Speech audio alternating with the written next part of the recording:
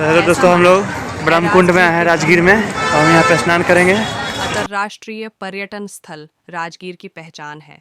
यहाँ का गर्म जल कुंड राजगीर आने वाला हर शख्स इस गर्म कुंड में स्नान करने की ख्वाहिश रखता है, चाहे वह आस्था के भाव से हो या फिर स्वास्थ्य के लिहाज से। लोग यहाँ डुबकी लगाना नहीं भूलते। राजगीर में 22 कुंड और 22 डावर धारा है।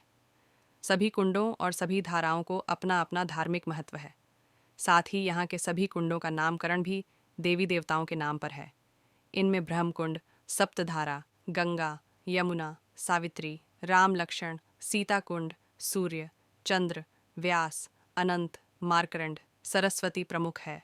प्राकृतिक रूप से निर्मित इन गर्म कुंडों के बारे में कहा जाता है कि ब्रह्मपुत्र राजा वसु ने एक दफे माघ महीने में यहाँ एक यज्ञ का आयोजन किया था। स्वर्ग के सभी 33 कोटि देवी देवताओं का इस आयोजन में शामिल होने आए। माघ की भीषण शीतलहरी में स्वर्ग सुख के उपभोग करने वाले देवी देवताओं ने भगवान ब्रह्मा से प्रार्थना की कि उन्हें इस भीषण ठंड से निजात दिलाने के लिए गर्म जल की व्यवस्था करने की कृपा करें। देवी देवताओं की इस प्रार्थना पर ब्रह्मा जी की कृपा से पर्वतों से असीम गर्म जलधारा फूट पड़ी, जो आज तक उसी रूप में प्रवाहित होती है। इसीलिए इस कुंड के ब्रह्मकुंड भी कहा गया है। ऐसा माना जाता है कि मलमास के दौरान दुनिया में कहीं भी पुण्य कार्य या कर्मकांड राजगीर के अलावा कहीं नहीं होता है। यही नहीं, इस दौरान राजगीर के गर्म जल के इस कुंड में स्नान करना धार्मिक रूप से विशेष फलदायी माना जाता है। इस कुंड के गर्म जल की कई खासियत भी है। इसका जल पीने और स्नान योग्य तो होता ही है, साथ ही साथ उदर, वात, त्वचा रोग, विकलांगता, कुष्ठ जैसे रोगों से मुक्ति मिलती है। वायु पुराण में लिखा भी है कि इस कुंड में स्नान से परम आनंद मिलता है। वैसे तो सर्दियों में जल कुंड में स्नान करने वालों की भीड़ ज़्यादा होती है, लेकिन भीषण गर्मी में भी लोग यहाँ जमकर स्नान करते हैं। महाभारत काल में राजगीर के इस इलाके को तापदा कहा जाता था। आज भी राजगीर में विभर पहाड़ के निचले हिस्से में पहाड़ों से निकलने वाले कई उष्ण प्रकृति के झरने हैं। इन झरनों में सबसे अधिक गर्म ब्रह्मकुंड है, जिसका पानी 45 डिग्री सेल्सियस तक गर्म रहता है।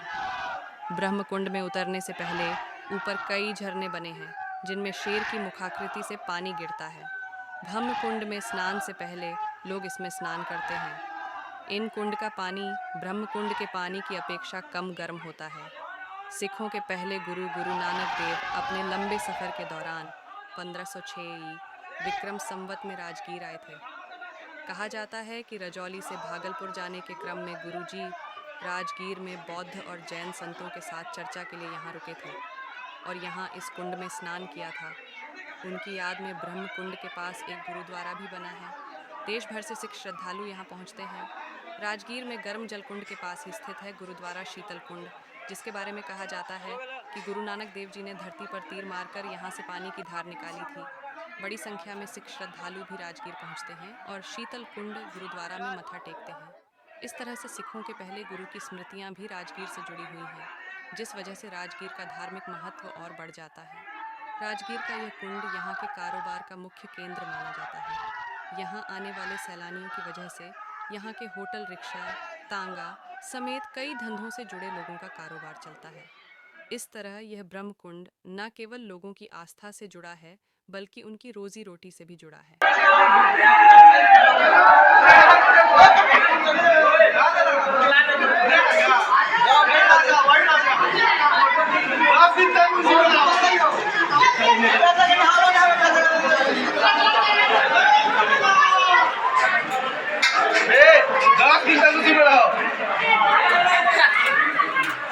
यदि ये जानकारी आपके लिए काम की थी तो इस चैनल को सब्सक्राइब करें और शेयर करें, ताकि ऐसी ही पूर्ण जानकारी आपके पास आ सके।